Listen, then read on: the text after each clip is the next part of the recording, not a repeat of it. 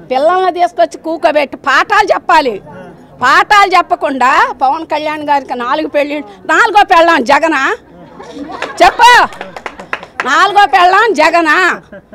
మొదనష్ట ముఖ్యమంత్రి వాడి దగ్గర కూడా నాని ఒకడు, పేరు నాని ఒకడు, పందులకు కానీ దానా వేసి పెంచుతుంటాడే కొవ్వు బట్టి అంపటి రాంబాబు కూడా నాని, వీళ్ళందరూ రోజా, వీళ్ళందరికీ ఈయన్ని పందిగానే ఉంటుంది చూడు. 10 పిల్లలు పెట్టిద్ది, 6 పిల్లలేమో ఆడవి పుడతాయి, 6 ఏమో మగవి పుట్టినాయి అనుకో. వీళ్ళకేం చేస్తున్నాడు?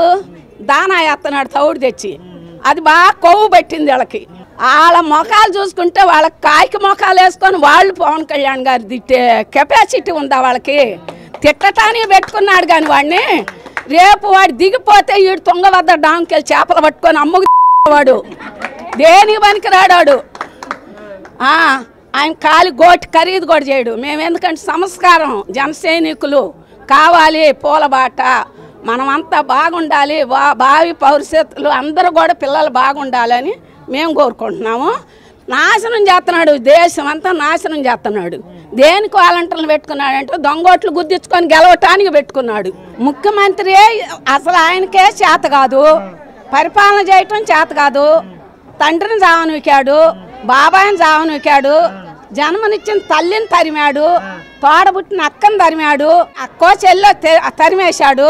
తల్లి పోయి కూతురు దగ్గర తలదాచుకుంటుంది. ఎవరిని ఉద్ధరించడానికయ్యా రాజ్యం పరిపాలన చేస్తానని వచ్చాడు. రాములు వారుగా రాజ్యం వెళ్తాడని ఇస్తే రావణాసురుడు అయ్యాడుగా వాడు.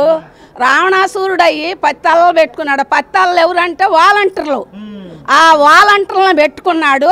ఈ రాక్షస పరిపాలన చేస్తున్నాడు. ఈ రాక్షస పరిపాలన ఎందుకో? ఎవరు నాశనం చేయటానికి. ఇప్పటికే దేశ ప్రజలను ముంచి వదిలిపెట్టాడు. వాడికి చేత కాదు. అసలు వాడు ఉంటేనే రాజ్యం అసలు నాశనం అయిపోద్ది. దేశ ప్రజలు కూడా అడుక్కు తింటా బావాల్సిందే. ఉంటే తరిం కొడతాం వాడిని, మాత్రం ఉండటానికి లేదు. ముఖ్యమంత్రికే పనికిరాడు.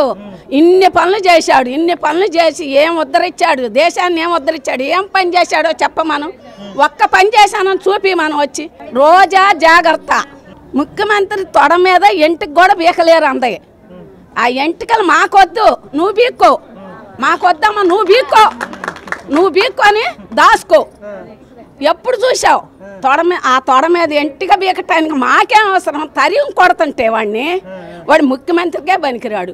ఎన్ని హత్యలు చేశాడు, ఎన్ని దోపిడీలు చేశాడు, ఎన్ని దొంగతనాలు చేశాడు. బరాయించలేక వాడిని కొడుకుని తీసుకుపోయి జైల్లో కూకోబెడితే తప్పించుకొని వచ్చి తండ్రిని దింగావు. పథకం ప్రకారంగా జావదింగావు. నువ్వు ముఖ్యమంత్రికి ఎట్ట పనికొస్తావు? అసలు నువ్వు పోవాలి. అసలు తరిం కొట్టిందాక జన సైనికులు మొత్తం కూడా నిన్ను తరిం కొడతారు. తరిమి వెనక్కి తిరిగి చూడకుండా తరిం కొడతారు. జగన్ జాగ్రత్త, ఖబర్దార్.